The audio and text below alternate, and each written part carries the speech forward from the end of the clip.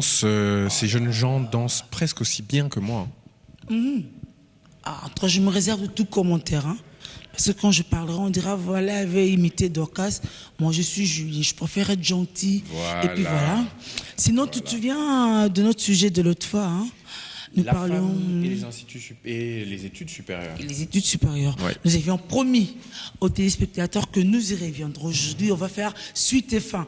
Comme on a l'habitude de le dire à Kinshasa, alors, chose promise, chose due, nous, on ne ment jamais. On dit vrai. On dit toujours vrai, surtout moi. Alors, évidemment, sur le plateau, on a des intervenants principaux, mais il y a des gens dans le public derrière qui pourront intervenir pendant le débat. Parce qu'en tout cas, eux, ils ne sont pas encore à l'université. Hein. Mais c'est juste l'étape avant. Ah, ils sont juste à l'étape avant eux. Ah, oui. c'est des jeuneaux, c'est la force, Oui. la force de la jeunesse congolaise, les forces futures. Alors, sur le plateau, nous avons Madame d'abord le professeur Patience Guelinkoto. Bonjour. Bonjour et bienvenue. Bonjour. Juste à côté, nous avons Stone Loco, en sa qualité d'ancien étudiant. Ancien. Je me trompe pas. Hein. Non, du tout. Tu ne l'es plus. Je suis passé à l'université avant de devenir journaliste. Voilà, tu as quitté l'école il y a un certain nombre d'années. Tout à fait. Alors, à côté, c'est Madame, ou Mademoiselle, pardon, je suppose, hein, Alpha Bombay. Alpha Bombay. J'ai dit Bombay parce Je me que, demande si elle attention. n'est pas une bombe. Ah aussi. oui, parce que ces temps-ci, bombe, c'est pas très conseillé. Hein. Alors, elle est étudiante aux Beaux-Arts. Oui. Et nous avons Merveille Bokello, étudiante elle aussi à l'UPN. De l'Université pédagogique nationale. Alors, avec ces échantillons, mais même aussi celles qui sont derrière, hein, les dames qui sont derrière, même les messieurs, nous parlons aujourd'hui de la femme et les études supérieures avec une dame professeure. C'est important parce qu'on pensait que il n'y avait que des profs hommes, voilà. Il y a des profs femmes, il faut bien les mettre en exergue. On a un ancien étudiant aussi, un très ancien, un vieux étudiant et tout. On va essayer de conclure aujourd'hui avec notre sujet. Alors, la semaine passée, évidemment, on a eu des témoignages. On a eu le témoignage du prof Ngelikoto qui est ici. On a eu le témoignage d'un maître Ouais. de travaux. Non, il y avait une juriste, une femme avocate, Oui, en aussi. tout cas, Maître Lidil, qui elle aussi avait dit son témoignage. Oui. Elle, c'est l'intelligence qui l'avait sauvée, en fait. Elle était aussi sujette, en tout cas, d'harcèlement, mais ça a échappé parce qu'elle avait ses points. On a eu le témoignage des étudiantes qui étaient derrière nous, qui parlaient aussi du harcèlement que tu viens d'évoquer par rapport à beaucoup et surtout aux assistants que les profs laissaient donner cours et qui, de temps en temps, étant proches un peu générationnellement, souvent oui. les élèves se permettaient certains chantages interdits par la déontologie et par la loi.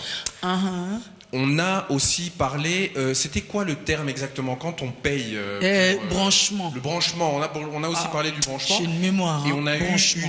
une étudiante qui a témoigné, qui a dit qu'elle-même avait eu recours au branchement. Alors, tu as dit, Julie, qu'on allait conclure ce débat. Alors, vers quoi allons-nous aller? Vers quoi allons-nous aller? L'autre fois déjà, en concluant partiellement, nous avions demandé à ce qu'on débranche tout, que les branchés débranchent, bien entendu, mais que aussi l'autre côté, c'est-à-dire le corps professoral ou ceux qui ont de l'ascendance sur les autres, puissent fermer les yeux, ne puissent se rendre sensibles aux bombes et les missiles, parce que parfois, aujourd'hui, nos étudiantes sont elles-mêmes des bombes. Lorsqu'elles débarquent, tu te dis, waouh, est-ce que je rêve? Je ne sais pas. Je ne sais pas, mais j'aimerais quand même encore répéter, et peut-être va-t-on partir de là pour enclencher un débat et des questions.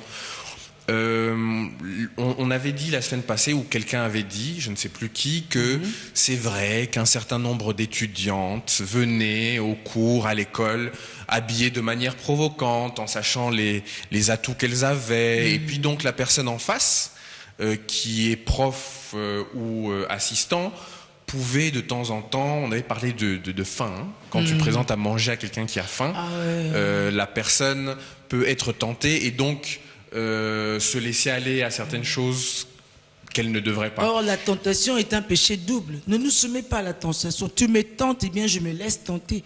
Voilà. Est-ce que vous, je parle à mademoiselle Bombe et mademoiselle Bokello, est-ce que vous partez du principe que venir à l'école habillé de manière avantageuse pour vous, hein, c'est, entre guillemets, tendre la perche aux profs ou aux assistants qui auraient cette tentation-là? En fait, merci. Premièrement, l'habillement ne compte pas vraiment. Je le dis par rapport à ce que je connais. L'habillement n'est pas nécessairement un atout, bien plutôt un truc auquel qui pousse le prof ou bien les étudiants à venir vers nous. Cela dépend plutôt de nous-mêmes aussi, les étudiants, parce qu'il y a d'autres qui s'exposent par rapport au fait que en tout moment il est ou elle est collée au prof, elle veut peut-être tout le temps être là pour se faire connaître, pour qu'il puisse avoir beaucoup plus d'avantages par rapport au prof.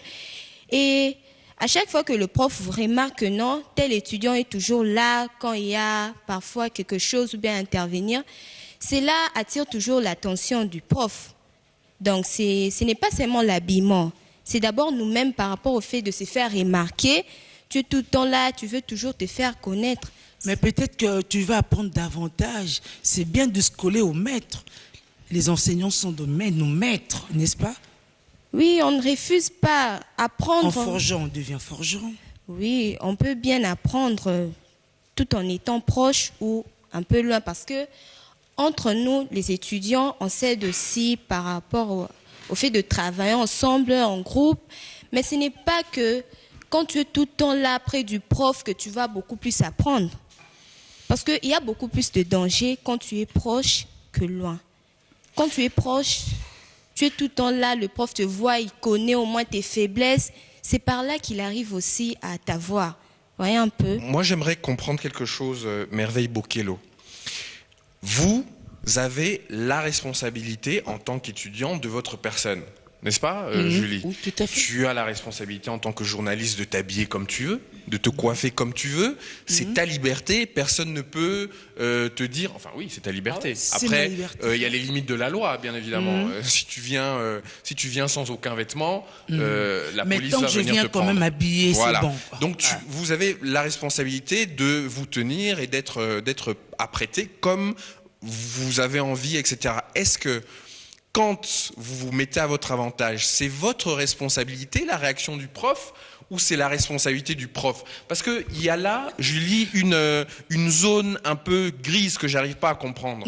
Parce que quand on dit, oui, mais vous savez, les étudiantes veulent se faire remarquer, elles sont près du prof, etc. Est-ce que c'est la responsabilité de l'étudiante de titiller le prof, ou est-ce que c'est la responsabilité du prof de se mettre à sa place et de ne pas bouger d'un cil?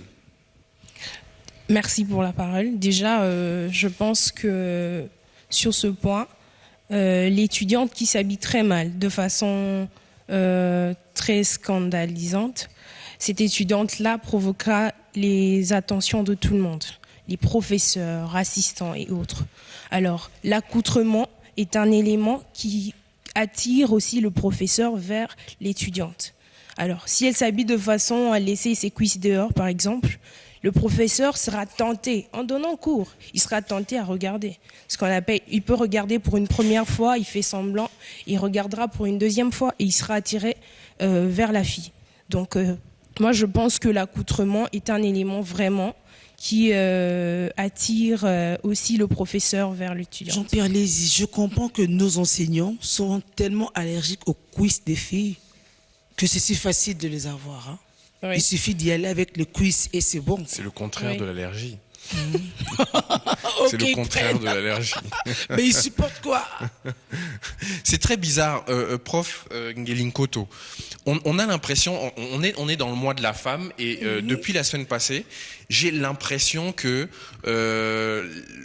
même vous, les femmes, même les jeunes femmes, ne défendent pas assez le point de vue de la femme. Je suis très étonné d'entendre que la responsabilité que l'on pointe, c'est la responsabilité de l'étudiante. L'étudiante est jeune, elle peut avoir des influences. Oui, elle est fashion. Elle peut aller à l'église, on lui dit cache tes cuisses, cache tes genoux, ne montre rien, ou elle peut être entre copines dans un milieu un peu plus libéral où on lui dit non, il faut bien s'habiller, il faut bien se coiffer. Mais je te dirais, aujourd'hui, il y a des instituts supérieurs, même des universités, où on exige un certain accoutrement, ne serait-ce qu'au jour précis où on dit que les filles, par exemple, viennent en 2 pagnes, hein, et finalement, il y a plus de jambes, les cuisses qu'on sait voir dans certaines universités. Pourtant, ça n'écarte pas cette possibilité que les enseignants et les étudiantes s'embrassent. Mais bon, maintenant, moi, je vous pose la question à toutes les femmes. Maintenant, celle qui veut répondre. Oui, on est professeur. Oui, professeur, où on en est au niveau du droit des femmes, puisque on a l'air de dire qu'il faut restreindre leur liberté à s'habiller, qu'elles fassent attention, qu'il faut aussi qu'elles fassent attention à ne pas être trop proche du prof. Et j'ai l'impression que personne, ou pas beaucoup de gens, rappellent la responsabilité sociale, éducationnelle du prof. Ça, j'ai du mal un peu à comprendre. Merci pour la parole. Je pense que les responsabilités sont partagées. L'étudiante a sa part et l'enseignant aussi sa part des responsabilités. Mais ce qui est mis en exergue plus pour l'étudiante, c'est parce que elle est pointée du doigt. Mais il faut voir aussi la responsabilité de l'enseignant et aussi de l'enseignante, parce qu'il y a des cas où l'enseignante aussi est harcelée par les étudiants. Ça arrive, évidemment, ça arrive. Ce sont des cas isolés mais réels. On se dit après tout, c'est une femme. Ah oui, c'est pour cela que même je commencerai par ces points. Moi, j'ai eu ces problèmes quand j'étais encore chef des travaux. Un étudiant qui a eu ce courage de m'aborder pour dire, Madame, quand tu enseignes, je suis dans tous mes états. Wow. Et je dis, bon, c'est normal, tu es jeune. Moi aussi, je suis jeune. À l'époque, j'étais encore jeune. Mais seulement que je suis déjà mariée, donc c'est difficile. Mais au moins, c'était une leçon pour moi. J'avais changé ma façon de m'habiller. Je ne portais plus de pantalons parce qu'il avait bien dit, surtout quand je porte des pantalons. C'est ce qui fait que j'avais changé, je ne portais plus de pantalons. C'est pour dire que l'habillement joue quand même un rôle dans la façon de réagir. Mais professeur, est-ce que le fait que cet étudiant courageux ou audacieux soit venu vers vous, est-ce que c'était du domaine du harcèlement ou c'était juste le courage, la fronde d'un jeune homme très vif qui s'est dit pourquoi pas ma prof? C'était quoi? Est-ce que c'est un courageux comme c'est un courageux, mais est-ce qu'il a franchi le cap du harcèlement? Non, okay. Non. Parce que c'est important quand même. Ouais, c'est un courageux, mais il pouvait évidemment aller plus loin. Si on ne l'avait pas arrêté, il pouvait aller plus loin. Et puis s'il n'avait pas senti en vous une certaine personnalité, il pouvait aller plus loin. Oui, c'est ça. Et ça arrive. Parce que quand évidemment, on dit que la femme dit oui, ouais. Lorsqu'au fond c'est non. Alors lorsqu'elle dit non, c'est le contraire. Alors pour les enseignants hommes, ce sont des personnes avec des sentiments. Aussi avec les étudiantes qui sont des jeunes avec des sentiments. Mais ce que nous devons savoir, nous sommes dans un milieu éducationnel. Il y a des règles qui nous régissent. Nous avons des devoirs, nous avons des obligations auxquelles nous devons faire face. Et étant éducateur, ce n'est pas pour rien qu'on utilise ces termes, on a un modèle pour l'étudiante et pour l'étudiant. Ce qui fait qu'il y a certaines notions qu'on doit apprendre à l'étudiante pour comprendre comment elle doit se présenter. Ce n'est pas vraiment qu'on enfreint à la liberté de l'étudiante. C'est juste pour que les règles des jeux au milieu éducationnel soient respectées. Donc, c'est la même impression qu'on a pour l'étudiante. Si on est un peu dur envers l'étudiante, on doit aussi être dur envers l'enseignant. Donc l'enseignant aussi doit venir à un accoutrement qui ne scandalise pas l'étudiante. Parce qu'il y a des étudiantes qui parfois aussi, comme ces garçons qui ont eu ce courage, qui peuvent avoir aussi ce courage d'aborder les assistants. Et si elle n'a pas vraiment ce courage, elle va commencer par son habillement, en laissant ses cuisses, comme vous l'aviez dit, en faisant de beaux yeux, ainsi de suite. Donc, je pense que, je répète, la responsabilité est partagée et chacun doit assumer en cherchant que tout ce qui contribue à ce qu'on puisse glisser, qu'on puisse éviter. Voilà ce que je peux dire. Il faut éviter le glissement. Il faut éviter le glissement dans tous les sens. Stone, le côté ancien étudiant qui a évolué à côté des filles, vraiment. Il a étudié dans une institution, il y avait un peu plus de filles, vraiment même à 90% des filles. Il a un point de vue. Bon, évidemment, je ne peux qu'avoir un point de vue. Bon, les avis sont partagés ou les responsabilités sont partagées, comme madame vient de le dire.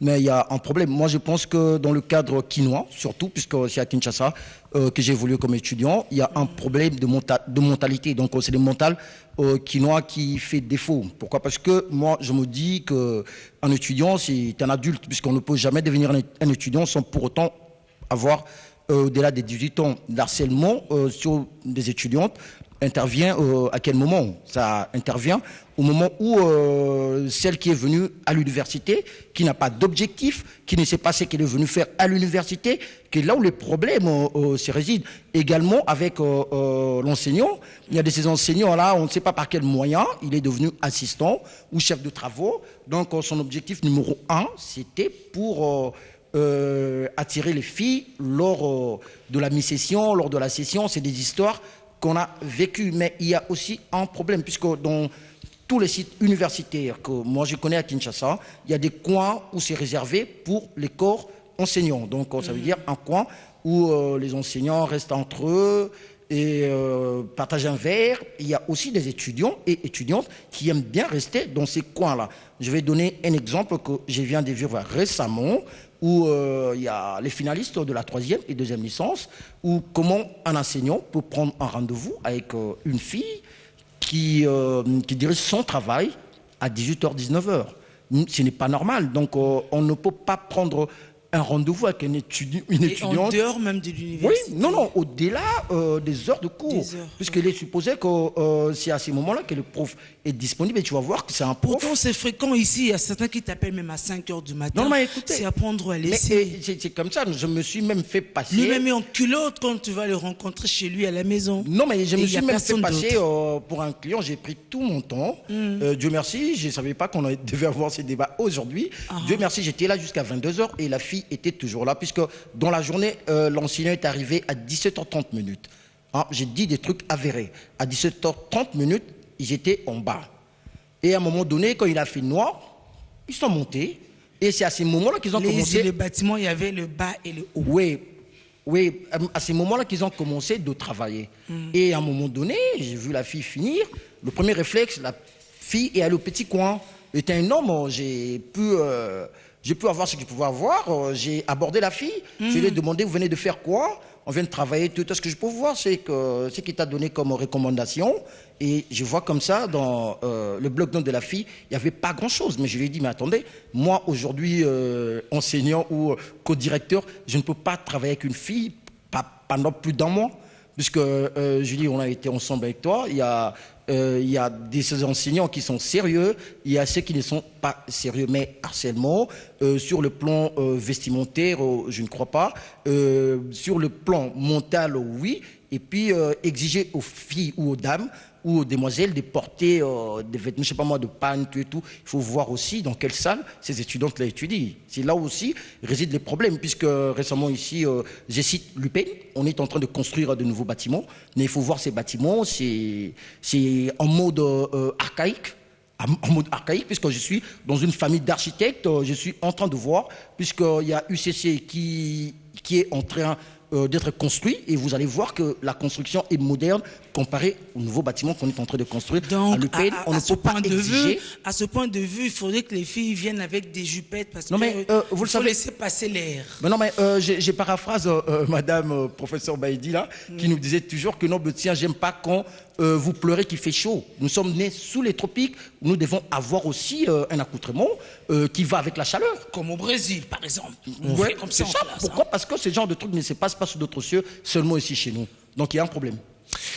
Alors moi évidemment j'entends tout ce que tu dis Stone, on a même ajouté un autre problème, l'habitat est un problème pour les femmes à l'intérieur de l'université parce qu'il fait trop chaud et donc forcément 3 petits points, il faut avoir un habillement adapté. Il y a des étudiantes derrière moi, non? Hein? Alors, moi, je voudrais vous poser la question, puisqu'elles ne sont pas volontaires pour prendre la parole, on va leur donner, pas de force, mais leur recommander la parole. Est-ce que le harcèlement prof-étudiant est quelque chose que vous vivez quotidiennement? Et si vous le vivez quotidiennement, puisqu'on doit avancer et clôturer, j'aimerais que vous nous disiez quels sont les mécanismes que vous voudriez mettre en place pour essayer de limiter ce phénomène? Oui, de limiter. J'aime ce verbe. Hein. Oui, et puis essayer. La tournure est belle. Hein. Une courageuse qui tend le bras. Je vous félicite pour votre courage parce que vous avez l'air toute très timorée. Hein. Étudiante à Bazo Barani. Mais elle aussi est bien adaptée à la chaleur. Je vois quand même un peu ses cuisses. Hein. Enfin, il y a que ça. Tu retournes surtout pas. Hein, voilà. Non, ma jupe est longue, c'est juste parce que je me suis assise, c'est un peu monté. Et à l'auditeur, on est assis aussi, mais un peu plus bas. Oh. Entre nous soit dit, Julie est quand même très culottée, hein, parce que elle parle de la jupe de l'étudiante derrière elle, mais bon, 3 petits points. Je suis pas à l'auditeur, moi. Hein. Bon, normalement, je mets pas cette jupe au cours premièrement. Même si, bon, nous d'abord, chez nous, normalement le lundi et vendredi, les femmes sont habillées en panne. Là, c'est obligatoire, donc on ne peut pas entrer si on n'est pas en panne. Et je dirais, mon habillement, là où d'abord je me mets avec des sœurs et des femmes mariées. Donc, je suis obligée de m'habiller correctement pour ne pas salir aussi leur réputation et leur image. Mais en G1, j'ai eu un problème avec un professeur. Je ne me mettais même pas devant, il ne me voyait pas, mais j'avais des problèmes avec mes cotes. Donc, le point qu'il m'avait attribué, ce n'était pas ce que j'avais à la maison. Je suis allée voir ses profs pour lui présenter mes copies et lui dire que je ne devais pas obtenir ce que j'avais. Et d'un sursaut, il fit comme Adam. Non, il me dit, bon, si tu veux qu'on arrange tes points, tu prends mon numéro, tu m'appelles, donc après les cours, je te verrai même un lundi à Willery, comme ça on va en parler.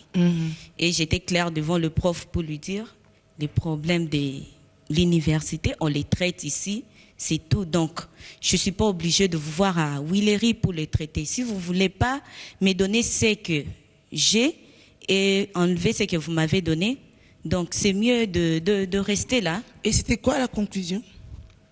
Il m'a dit, je passe à la 2e session carrément. Et je fais la 2e session. Alors, moi j'aimerais poser une question. Quels sont les mécanismes ou qu'est-ce que vous voudriez voir qui pourrait vous protéger de ça? C'est ça la question maintenant, pour en arriver aux conclusions que Julie a appelées. Qu'est-ce que vous voudriez voir mise en place pour mieux vous protéger de ce genre de choses? Parce qu'on a dit la semaine passée avec le prof qu'il y avait déjà des mécanismes qui existaient. Il y a des endroits où vous pouvez vous plaindre, etc. Est-ce que vous avez accès à ces endroits? Est-ce que vous le savez? Est-ce que ces endroits sont faciles pour vous? Est-ce que c'est facile pour vous d'enclencher ces mécanismes? Qu'est-ce que vous voudriez voir pour vous protéger? Bon, maintenant là, je ne sais pas quoi proposer vraiment. Parce qu'à chaque fois, on fait recours à la comité pour parler à notre place. 2 fois, c'est nous qui tombons dans le problème et le prof prend ton nom et tu auras des vides dans presque toutes les cours. Donc, on s'était pour ne pas échouer. Mais je ne sais pas quoi proposer vraiment aux professeurs ou à la comité pour nous aider dans ces cas. Pour pourtant, il faut bien trouver. Je pense qu'il faut bien faire des propositions parce qu'on est victime, on ne va pas se maintenir dans cette position. Alors, je me retourne vers le professeur Ngelinkoto. Évidemment, la semaine passée, vous nous avez expliqué qu'il y avait des mécanismes pour aller se plaindre, mais forcément, naturellement, ces mécanismes peuvent être rendus inefficaces par le corporatisme. Le fait que les profs se protègent entre eux. Veulent éviter le scandale pour l'école, etc., etc. Évidemment, dans notre société, les adultes n'ont jamais tort face aux plus jeunes. Ça aussi, c'est un problème de société. Et avant de vous laisser la parole, prof, on en revient au problème de base, les mentalités. Quand on évoque ce problème, la plupart du temps, depuis la semaine passée, Julie, tu observes qu'on est dans le mois de la femme, mais qu'on ne va pas dans le sens du droit des femmes. On explique que il y a la responsabilité du prof, mais sur le même plan, il y a la responsabilité de l'élève femme qui va être provocante, etc. Or, moi, je suis absolument pas d'accord. Ce n'est pas sur le même plan. Il y a la responsabilité de tout un chacun d'exprimer sa liberté. Et moi, ce qui me tue dans tout ça, c'est que la femme ici se culpabilise, mais est incapable de proposer des pistes de solutions. Ça, c'est grave. Ça, c'est grave aussi, mais il faut bien expliquer aux gens et aux jeunes filles que leur responsabilité réside dans le fait de se protéger elles-mêmes. Mais la responsabilité du prof et la responsabilité de l'institution et la responsabilité de l'État, c'est de protéger l'individu plus faible. Oui. Professeur. Oui, merci pour la parole. Je commencerai par la dernière intervention de l'étudiante. Je pense que la fois passée, j'avais dit qu'il y avait des mécanismes. Mais malheureusement, les étudiantes, que ce soit les étudiants, parfois ne prennent pas en compte tous ces mécanismes. C'est question d'habitude. Ils sont déjà habitués avec une façon de faire et ils trouvent que ces mécanismes proposés ne vont pas résoudre. Et pourtant, c'est très efficace. Parmi les mécanismes, par exemple, quand vous avez un problème avec l'enseignant, c'est interdit d'entrer directement en contact avec l'enseignant pour un problème. Nous avons des départements, nous avons des facultés. Et à ce niveau, nous avons des secrétaires chargés uniquement des enseignements. C'est un problème et entrer à l'enseignement. Pourquoi ne pas aller voir les chargés d'enseignement? Ces genres de mécanismes protègent les filles ou les étudiantes qui vont vers les enseignants. Nous avions introduit ça fait 2 ans à l'UPN, parce que moi je suis à l'UPN. Quelle était notre grande surprise de voir qu'on demande à tous les étudiants qui ont des problèmes de mettre ça sous forme de recours et d'apporter au niveau du département.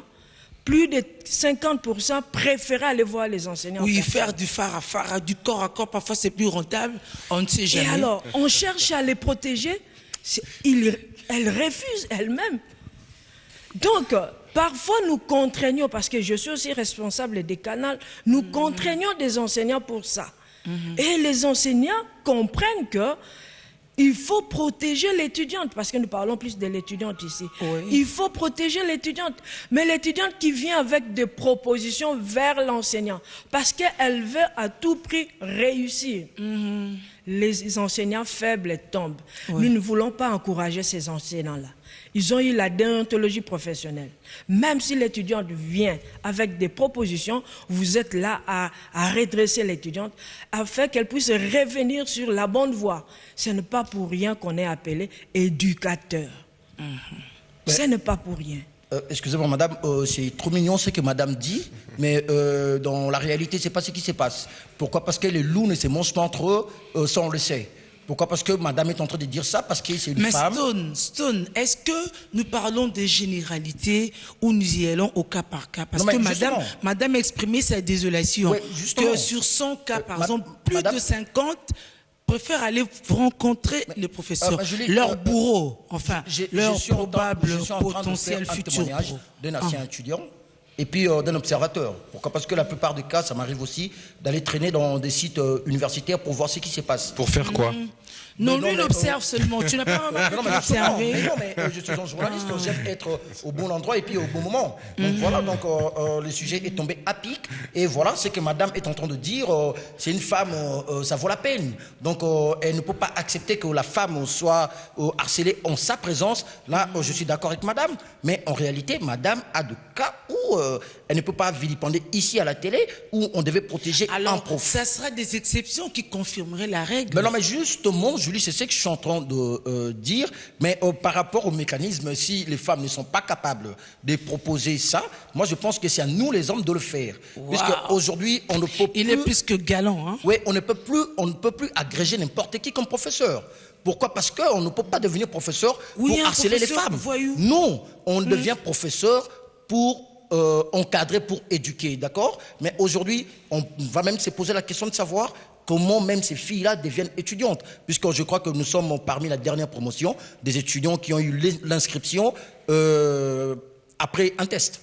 Après un test, mais aujourd'hui, ce n'est plus le cas. Oui, hein, aujourd'hui, on tombe du ciel, on se dit quoi que non, tiens, voilà, je viens de faire la sociale, je veux devenir journaliste, je tombe à l'IFASIC. Et puis, des cas comme ça, on a vu que vous avez étudié avec quelqu'un qui veut devenir journaliste, à la fin, elle a du mal avec la langue de Voltaire. Donc, vous comprenez un peu, tout ça là, ça pose problème. Et comment voulez-vous, quelqu'un comme ça, vous allez voir à la fin des études, c'est tel qui va crier à Longinae, tout ça. Donc, et à la fin, on veut maintenant rétribuer la faute aux enseignants. Oui, les enseignants ont un problème parce que ce sont eux qui recrutent ces étudiantes-là. Et puis, ils savent pourquoi ces étudiantes-là doivent être là à l'université. Voilà pourquoi ça nous responsabilise beaucoup plus ces enseignants. C'est eux qui recrutent les filles. Ils se disent, voilà, Bilé, une bisongui. Mais ça va toujours servir, n'est-ce pas? Mais tu veux bien, parce qu'avant qu'on devienne étudiante, qu'on passe par les humanités, et justement, nous avons derrière des élèves. C'est pour Miss E, parce que nous parlons de l'éducation. La beauté a toujours sa place, hein. C'est pour un peu rappeler aux dames qui disaient tout à l'heure, pas de quiz qu'on peut voir et tout. Mais derrière vous, on a des élèves, et même 2 déjà finalistes au concours Miss E. Et parce que c'est élèves, on va accorder la parole aux membres de l'organisation qui est là, parce que c'est déjà pour ce week-end, hein. C'est déjà pour samedi ou dimanche. Messieurs, bonjour. Bonjour. Vous présentez? Je m'appelle Sébastien Mobunda. Je suis ici comme l'un des organisateurs du grand concours Miss E 2016, qui déjà, sa finale est prévue pour ce samedi. Merci. Et il consiste à quoi ces Miss E, cette Miss E? Alors, le concours vient justement, comme nous sommes au mois de la femme, à point nommé, pour faire un peu cette promotion du leadership féminin. C'est comme ça que vous voyez... Vous appelez ça leadership féminin. Une mise pour le leadership féminin. Tout à fait, déjà, parce qu'elles sont, c'est vrai, aux humanités, mais il faudrait aussi penser comment les préparer pour affronter déjà la vie universitaire, éventuellement la vie active. Et vous les avez sélectionnées comment, ces candidates? Alors, elles sont là, elles sont issues de plusieurs écoles de la capitale, tant privées, publiques. C'est comme ça, ici, ce n'est qu'un poignet qui est là, présente, pour éventuellement parler, pourquoi pas représenter les autres candidates qui sont aujourd'hui empêchées, parce que nous travaillons aussi sur base des autorisations parentales.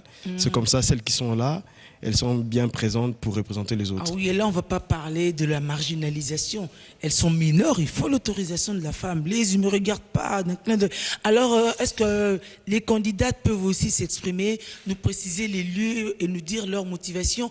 Madame en jaune déjà, vous, je vous accorde la parole. Le jaune, ça me frappe sur l'œil. Et donc, voilà, c'est important. Bonjour. Bonjour. Vous êtes prête pour samedi? Oui, je suis déjà prête. C'est quoi votre motivation? D'ailleurs, d'abord, on nous a parlé de pouvoir aider les petits-enfants orphelins qui n'ont pas eu la chance d'étudier comme nous. Déjà, on va pouvoir les aider après avoir fini ces jeux concours. La cagnotte devrait être alléchante, hein, pour ça. Ce sera où et quand? Ça sera sur haut commandement à l'hôtel de la Gombe. Quand? Déjà, c'est samedi à 12h et ça prendra fin à 19h. De 12h à 19h. Oui. 12h, je comprends, c'est l'heure de l'école. Midi. 19h, on est en dehors des heures des cours. Hein. Oui. C'est une activité en dehors des cours. Hein. En dehors, hein. Okay. Donc c'est Miss Miss étudiante, c'est ça? Miss élève. Ouh là là, Miss élève. Miss élève. Ok, donc Miss élève demain à l'hôtel de la Gombe sur recommandement de midi à 19h. Alors évidemment, l'un des organisateurs a dit c'est pour préparer les jeunes filles à l'Institut supérieur. Or, Julie a posé la question des critères de sélection. Est-ce que ce ne sont que des critères physiques, parce que là on est en plein dans le débat, ou est-ce qu'il y a aussi des critères intellectuels, de culture générale, etc., qui sont pris en compte? Déjà, pour votre gouverne, il s'agit éventuellement de certains points que nous avons pu mettre comme critères en place, c'est-à-dire il y a des défis. Les filles sont confrontées à des défis à relever, hormis leur aspect physique, c'est-à-dire hormis les votes que les gens, le public, sont appelés à faire. Il y a aussi les défis que les filles doivent relever. Les défis-là ont commencé depuis ce 10 mars et c'est demain qu'au grand public, le grand public pourra voir quelle est la fille qui a pu quand même déjà représenter la fille réellement en ce mois de mars. Ah oui, nous ne voudrions pas qu'il y ait de complaisance, hein, surtout pas les femmes. Nous, en tant que femmes, nous n'acceptons pas des complaisances. Pour nous, une Miss n'a d'ailleurs jamais été la plus belle de toutes. Hein. Une Miss, c'est par rapport au critérium. Or ici, c'est une Miss qu'on puise au niveau de l'école. Il faudrait bien qu'elle représente valablement les filles. Donc, bonne chance à vous, les filles. On espère que vous soyez la Miss demain élève. Alors, nous, on revient au sujet sur la femme et les études supérieures. Je me rends compte que lorsque nous parlons de la femme et les études supérieures, tout de suite, ce qu'on présente comme problème, c'est le harcèlement dont on est victime, c'est ça, les difficultés qu'il y a. Mais c'est comme si on ne veut pas donner le goût aux élèves aujourd'hui, aux écolières, qui aspirent aussi demain à devenir étudiantes, comme l'ex-étudiante Stone, pour que demain, elles deviennent professeurs. C'est très intéressant ce que tu dis, parce que Stone a introduit le sujet, puis on a donné la parole à des élèves qui vont être amenés à rentrer dans les instituts supérieurs et dans les universités. Stone a rappelé un problème. Quand un jeune garçon ou une jeune fille arrive à l'université ou à l'institut supérieur, qu'il est diplômé et qu'il n'en a pas les capacités, il n'a pas les capacités de son diplôme, il parle un mauvais français, il n'a pas acquis le savoir nécessaire pour se défendre à l'université, quelles sont ses armes à l'université? Ces armes ne sont plus intellectuelles, elles deviennent soit financières pour les hommes qui ont la capacité financière, soit physiques pour les femmes. Tu arrives à l'université, tu sais pas parler français, tu sais pas bien calculer, tu sais pas bien écrire. Eh ben forcément, puisque tu as envie d'avancer un peu dans cette vie qui est de plus en plus difficile, ben tu mets les atouts que tu as à ta disposition pour essayer de passer de classe et obtenir ton diplôme. Et ça, c'est un gros problème. Donc, j'en reviens toujours à la responsabilité de l'État, chère Julie, mais la responsabilité de l'État, elle est là, assurer un enseignement de qualité pour que les élèves soient armés à l'université, c'est pas ça? Mais d'abord, voir le niveau d'élèves, hein, madame. S'ils ne remplissent pas les critères, mais qu'ils aillent voir ailleurs, ils ne sont pas obligés d'être retenus à l'université, par exemple. Oui, je pense que j'allais même aborder ça avant que les journalistes ne le disent. Actuellement, on ne fait voir que l'aspect harcèlement, on ne fait voir que l'aspect négatif de l'enseignement ou des études supérieures. Et pourtant, l'objectif, ce n'est pas ça. Ce sont des déviations qui sont arrivées et nous devons chercher à résoudre ces déviations pour qu'on revienne sur le bon chemin. Je pense que l'objectif de l'enseignement supérieur ou des études supérieures, c'est de former des cadres compétents.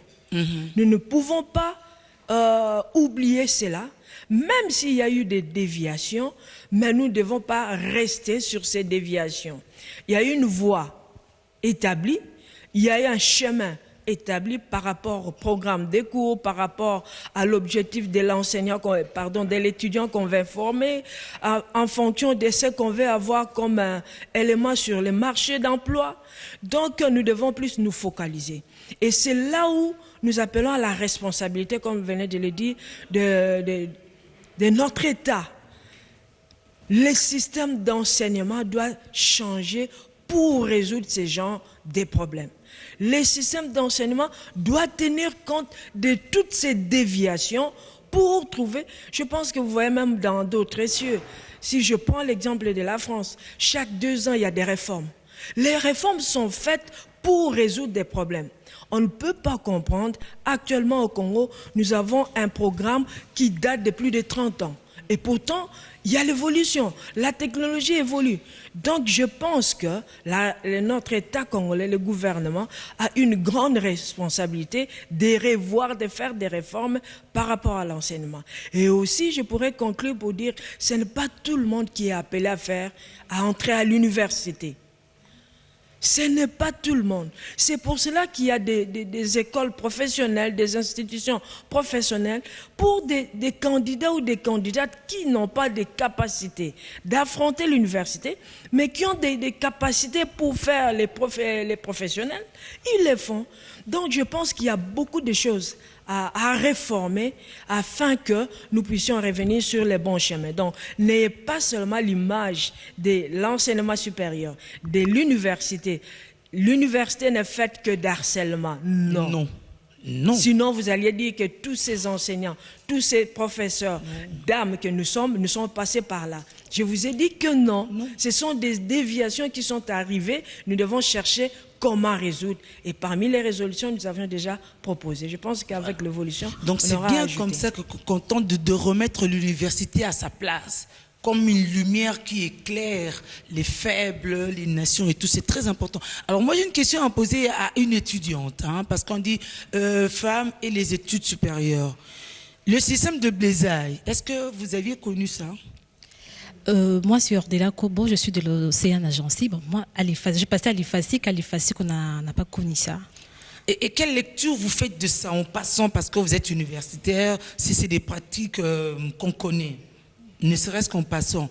Certains pensaient que c'était une bonne façon d'accueillir les étudiants comme ça, de leur imprimer le rythme qu'ils devront maintenant adopter, parce qu'on passe de l'état d'élève à l'étudiant. Il faut se mettre pas, il faut s'adapter. C'était une façon de vous amener sur cette voie-là, mais nombreux aussi à un moment l'avaient mal interprété, parce que c'est vrai qu'il y avait quelques dérapages, de façon isolée, oui, mais depuis ça n'existe pas. Mais alors aujourd'hui, quels sont les mécanismes pour que lorsqu'un étudiant arrive à l'université, qu'il sente que maintenant je suis étudiant, je ne suis plus élève, je ne suis plus écolière, je ne suis plus à l'école maternelle? Parce qu'il y a tout ça aussi. Les gens arrivent, ils pensent que c'est la même chose. Et on se comporte de la même façon. Alors qu'à l'université, il y a quand même une façon de se tenir, Stone. Justement, comme ma consort, puisque c'est une future journaliste, je ne sais pas si elle pratique déjà, puisque je l'ai connue aussi à l'IFASIC, nous, on avait une sorte de bisoutage. Quand on est arrivé à l'IFASIC, on a organisé un match entre les boulets, comme ça qu'on nous appelait, les boulets et les anciens étudiants. Et lors de ces matchs-là, donc tout était un peu permis. Et puis à la fin, vous allez partager un verre ensemble. Et puis c'est là que vous allez vous rendre compte que vous êtes devenu étudiant. Mais aujourd'hui, moi, ça me fait mal quand l'État se mêle même à ce qui concerne les bisoutages. C'est très important, c'est partout dans le monde. Et c'est à partir de là qu'un étudiant va réaliser qu'il n'est plus enfant. Et il est responsable, mais on a même vu de fois les parents venir intervenir pour les étudiants. Moi, j'étais vraiment stupéfait de voir tout ça là. La faute, comme madame a dit, comme mon ami Lézy l'a dit, c'est à l'État. Donc les réformes, on en a besoin, surtout dans notre enseignement. Il faut comprendre et savoir que l'université, c'est un milieu de recherche. Et on doit arrêter avec ces histoires de présence au cours, tout ça là. Ça existe qu'en RDC, je peux dire, mais sur d'autres choses, ça n'existe plus. La Blaisaille, tu viens de le dire, Stone, c'est universel. Mais moi, je me souviens, j'ai des souvenirs très précis de l'endroit où j'étais au moment où je devais soi-disant subir une Blaisaille. Je peux te dire qu'il suffisait que je regarde en face les gens qui osaient venir pour qu'ils changent leur programme. Donc physiquement aussi, on peut se protéger de la bleusaille, hein. Les femmes comme les hommes d'ailleurs. Bon, alors c'est les bons la femme. T'es pas au mécaté beau si m'en anzo to point. N'a comme fait alors. Vous allez me faire boire des fûts de bière ou me faire marcher à quatre pattes pendant 2 kilomètres pour n'a comme université. Beau tchangalaise. Je m'excuse, là encore pour la bleusaille, il y a eu des déviations. Bien sûr, c'est une activité universelle. L'objectif, c'était d'initier. D'initier, mais parfois c'est dévoyé. Mais il y a eu tellement de déviations Il y a eu des abus. que l'État était obligé de prendre des décisions qui s'imposent Tout à fait. pour protéger. Avant de rendre l'antenne, célébrons la femme à l'UPEN, c'est le 26 mars, c'est demain. Est-ce que vous avez un programme à nous donner, une communication à faire? Oui, merci beaucoup. Nous avons une communication. En 1 minute. D'accord, merci. Nous avons une communication à faire. Parce que d'abord, il concerne la date. En principe, c'était prévu que cette cérémonie puisse avoir lieu ce 26, c'est-à-dire demain. Mais compte tenu du congé, nous avons résolu de ramener l'activité au 2 avril. Alors, raison pour laquelle nous sommes là, pour dire que notre activité est maintenant pour l'aider. Alors, célébrons la femme, c'est une cérémonie que nous avons organisée à l'honneur de l'étudiante de l'UPEN. Donc, vous savez, actuellement, il y a beaucoup de préjugés. On est en train de négliger la femme. En 1 minute. Oui, hein. d'accord, merci beaucoup. On est en train de négliger la femme. Alors, nous voudrions faire voir à la femme qu'elle a plus de la valeur. Nous voulons faire voir à la femme qu'elle vaut plus que les gens pensent. C'est dans ce sens-là que nous avons dénommé notre activité étudiante de l'UPEN, Femmes d'avenir. Étudiante de l'UPEN, femme d'avenir, conférence débat, football féminin, Nzango, prestation musicale, défilé de mode, barbecue, c'est le 2 avril, de quelle heure à quelle heure? Le 2 avril, c'est à partir de 10h jusqu'à fatiguer. À partir de 10h jusqu'à fatiguer, donc oui. 10h du matin jusqu'à fatiguer. Ça, c'est vraiment une activité étudiante. Julie, merci beaucoup. Merci à tous nos intervenants. On peut dire que les problèmes sont nombreux. On a exploré des pistes de solutions, bien sûr, mais chacun et chacune des étudiants doit aller aussi chercher les ressorts intérieurs pour pouvoir régler tous ces soucis. C'est le moment de rectifier le tir, si on peut encore, vraiment à l'État de penser aux réformes. C'est vrai que l'autre fois, la dame du ministère de Epepstink et SU nous avait rassuré qu'il y a des réformes qui sont en voie et même des universités qu'on sera obligé de fusionner et tout à cause justement de toutes ces observations. On espère qu'on les fasse à temps et tout pour que l'avenir soit assuré. Mais alors, aux étudiants qui dorment, ben réveillez-vous. Réveillez-vous.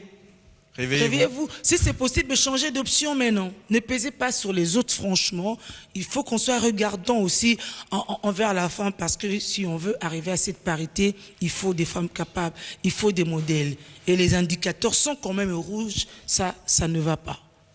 Merci à tous d'avoir agrémenté ce débat de vos interventions fort intéressantes. Merci aussi à celles qui sont venues et qui n'ont pas voulu intervenir. Mais qui ont entendu. À toi. Merci à toi, Lézy. On se retrouve, comme d'habitude, vendredi prochain. On te retrouve, toi, durant la semaine. Bye bye. Oui, durant la semaine aussi. Put it on. Put it on. That's right. So what you looking for?